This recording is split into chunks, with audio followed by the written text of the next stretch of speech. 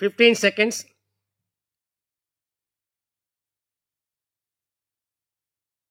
10 seconds.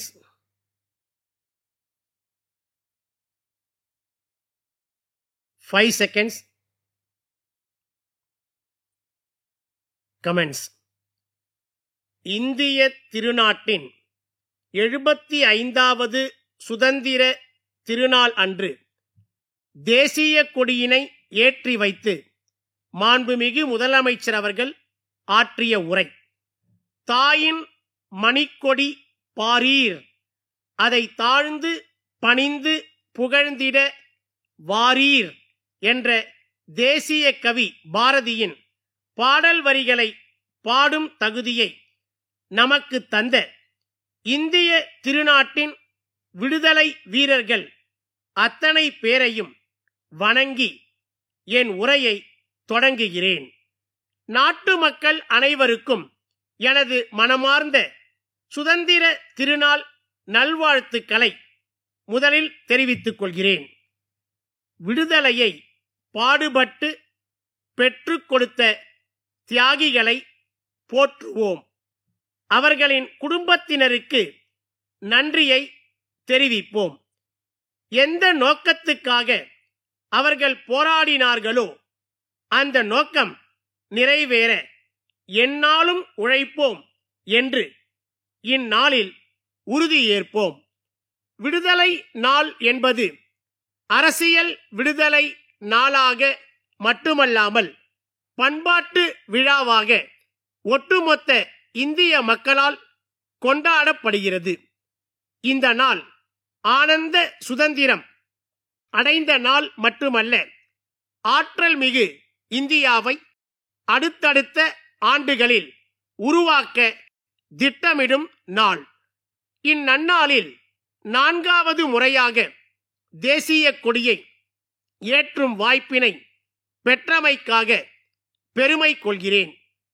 இந்த அருமையான வாய்ப்பை எனக்கு தந்த தமிழ்நாட்டு மக்களுக்கு எனது நெஞ்சார்ந்த நன்றியினை தெரிவித்துக் கொள்கிறேன்.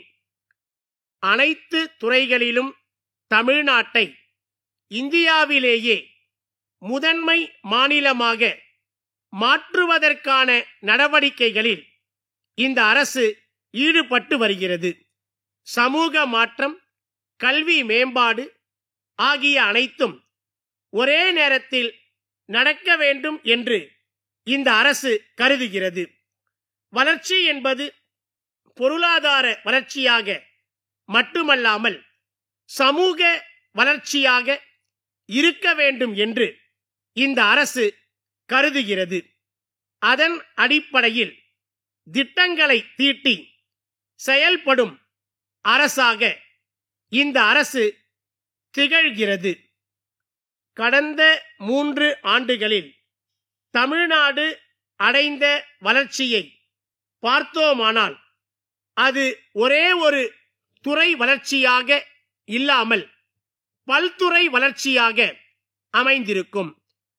பெண்களின் சமூக பங்களிப்பையும் பொருளாதார விடுதலையையும் தமிழ்நாட்டில் அதிகரித்திருக்கும் திட்டம்தான் பெண்கள் அனைவருக்கும் கட்டணமில்லா பேருந்து வசதி அளிக்கும் திட்டம் என்பதை இங்கே நான் பெருமையோடு சொல்லிக்கொள்ள விரும்புகிறேன்.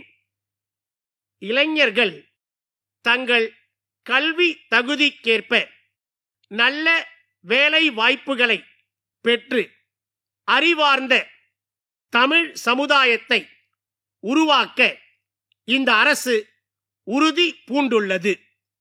இதற்கு எடுத்துக்காட்டாக கடந்த 3 ஆண்டுகளில் தனியார் துறைகளில் மட்டும் கிட்டத்தட்ட 80 லட்சம் வேலை வாய்ப்புகள் உருவாக்கப்பட்டுள்ளன.